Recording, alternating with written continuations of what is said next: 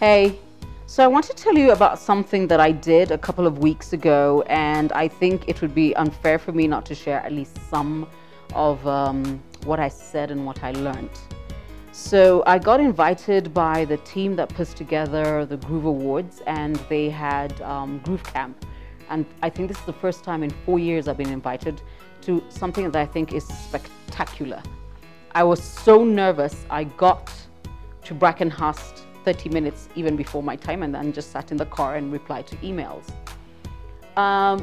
So I'm going to tell you some of the stuff that I found that I needed to say to the gospel artists who were in the room, that I was still very surprised that they found it to be news. But then again, if it wasn't news, then I would have wasted their time and mine. Who are you writing for? When you're writing music, and I want you to realize that this refers to every person in the creative space.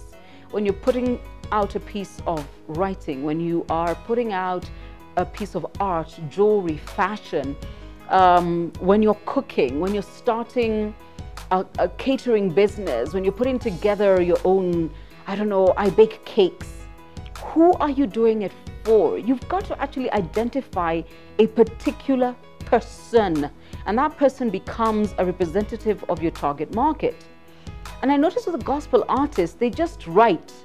But I think worse still, unatoa ngoma kwa sababu ule jamaa mwingine ametoa. Si Willy Paul ametoa ngoma, sasa yako iko wapi? So you go to studio quickly and you come out with a second-rate song and you wonder why it's not doing well. Or somebody has started doing something in the digital space, so you also start a blog.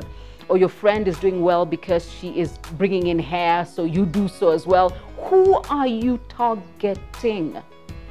So it's not just a case of not understanding your final consumer, but understanding the industry. Because the other thing I ask the artist is, where do you wish your music to be played?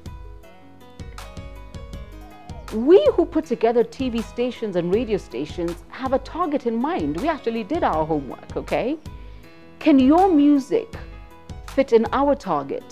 So that you don't go around saying, na mucheze muziki yetu, but you went and wrote such a heavy crunk song, and our entire station is soft pop rock and R&B. We don't know where to fit in your crazy song. And then you get upset and you catch feelings for all of us, and you tweet and you're angry, and we're like, did you bother to find out what we're about? Which market we're serving? Because we created a product. And the people who come to this product already expect something from us. And you are not part of the menu because you didn't fit yourself in. And now you're upset for who? So interrogate the business, interrogate the industry, and then interrogate the consumer, and stop doing things because somebody else did. I think for me, the most heartbreaking thing was finding out that a lot of musicians do a song because somebody else did a song. Like, I'll tell you this for free. This year, we're about to be inundated with wedding songs. It started off with Tokodi and King Kaka doing Milele, and now Willy Paul and Elaine have done one, and trust me, there's somebody cooking one in the studio right now. So it's going to become the ata ya metua moja, kwa hivyo we tua moja, ata we ya kila mtu anafanya hizi. Please figure out who you're writing for.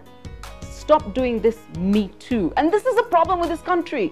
Everybody's a flipping Me Too. Somebody opens a photocopying shop and then there's photocopying shops in a row. Somebody opens a salon and the come on, guys. So that was my big take number one. Have an idea of who you're serving. And it's not the other guy or the other chick. It cannot be. You do that and you will fail. And you can't blame anybody for it. So if you're ready for a bit more honesty, you can subscribe and come back. And if you're not ready for honesty, still subscribe and come back, because this is good for you. It's like medicine.